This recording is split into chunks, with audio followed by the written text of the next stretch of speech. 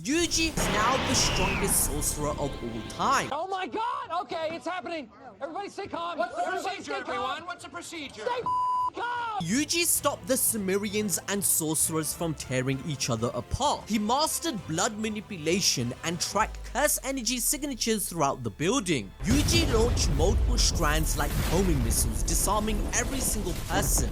As a result, his cover is blown as Mino catches him. After all, Yuji was hiding in the shadows, staying away from the sorcerer world. However, in chapter 20, Osuki immediately jumps out of the building to attack with his axe at full power. But this dumbass doesn't know who he's dealing with, because with just a palm of his hand, Yuji brushes it aside like nothing happened. Yuji showcases his mastery in Shrine instantly, because just like Sukuna did against Yuta, by using precise slashes like a chainsaw, they can grab a blade without touching it. However, Osuki notices something special about Yuji. His aura is just like a Kalyan. But why is Yuji being similar to a Kalyan so important? Well, since Yuji can't age anymore thanks to being closer to a cursed object being half and half, the entire conflict started because the Lemurian's third eye suddenly began crying. For this species, when a Kalyan is killed, the brain damage is catastrophic. So to them, cursed spirits aren't monsters, they've interpreted them as deities, the beings who granted them their abilities. That means Yuji can be the solution to the conflict by creating an understanding between everyone. This parallels what happened to Master Tengen. She became closer to a cursed spirit when the merger failed, and she too was worshipped by the Time Vessel Association. Yuji happens to find himself in a similar situation in a different era.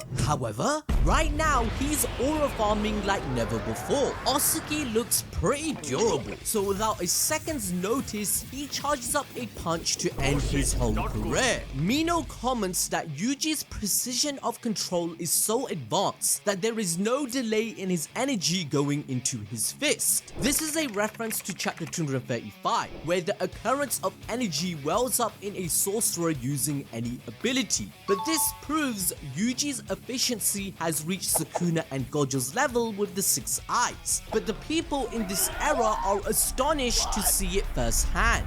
Yuji then performs a black flash at will with zero effort. Osuki bounces around like this Looney Tunes character flying kilometers across the city knocked out. Now against Mahito and Sukuna, Yuji made it look like he can perform Black Flash at will, especially since he broke all the records. However, even Gojo told us that no sorcerer is capable of doing that, not even himself. He speculated that even the temperature and humidity could affect whether a Black Flash occurs. So this just highlights how skilled Yuji has become. His understanding of Black Flash must be unrivaled. But he isn't done cooking. His mastery of blood manipulation is on full display as he creates a non-lethal attack on Mino and everyone else in the building. They instantly start shaking and vomiting, and that's because Yuji has the ability of his brothers thanks to his unique physiology as a death painting wound. So just like Choso, Yuji's blood has a special poison which drains its victim's stamina, causing them to get sick.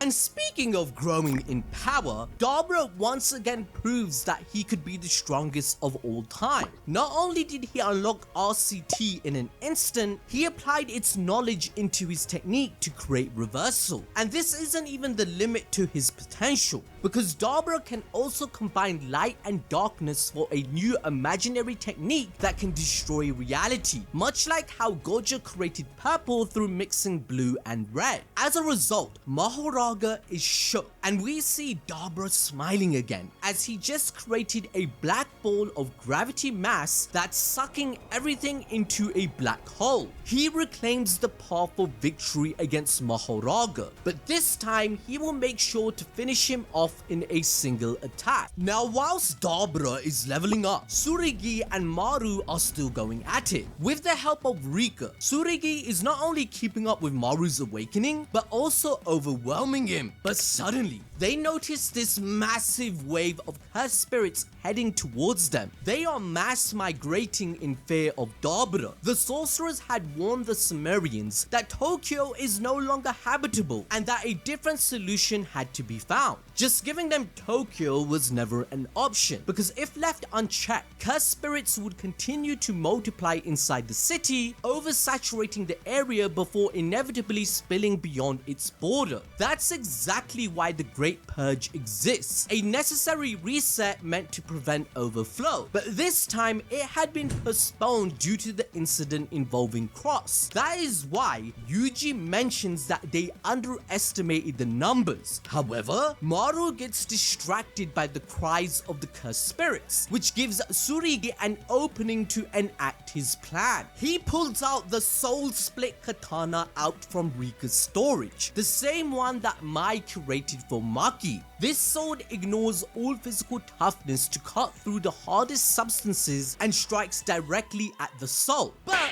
its true power can only be unleashed by those with the eyes that can see the souls of inorganic objects, which means Tsurugi has to learn the same hard lesson his grandmother did to unlock it. Rika then tells him to swing it with everything he's got, and she'll add curse energy. And oh boy, he did, because Maru realizes what he was aiming for. Yuji shows up as well to show off his very own dismantle. Both their attacks slice through each and every cursed spirit in an instant. And in terms of power scaling, this is just ridiculous. Yuji has clearly become the strongest, reaching Sukuna and Gojo just like his sensei wanted him to. The result is a nuclear explosion, and when you take into account Tokyo's geography, the range of Yuji's dismantle is at least 6 kilometers across. The cloud that is reaching the sky is the dust left behind from cursed spirits being destroyed. But that isn't the point everyone should know.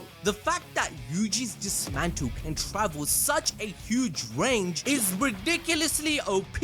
And to back this up with even more evidence, in chapter 19, Miyaguni explained how they designated a 10-kilometer zone in Tokyo for these cursed spirits. Yuji has basically matched King Sukuna's feat of strength. Remember that his open domain in Shibuya has a similar radius. So Yuji, he basically soloed the job in one slash, which all the sorcerers of the modern era were meant to do. This proves Yuji mastered Shrine as well, giving him access to other powers like Cleave, Spiderweb, Open Domain, and Divine Flame as well. Now, to enjoy more peak fiction regarding Jujutsu Kaisen, watch this video on your screen right now.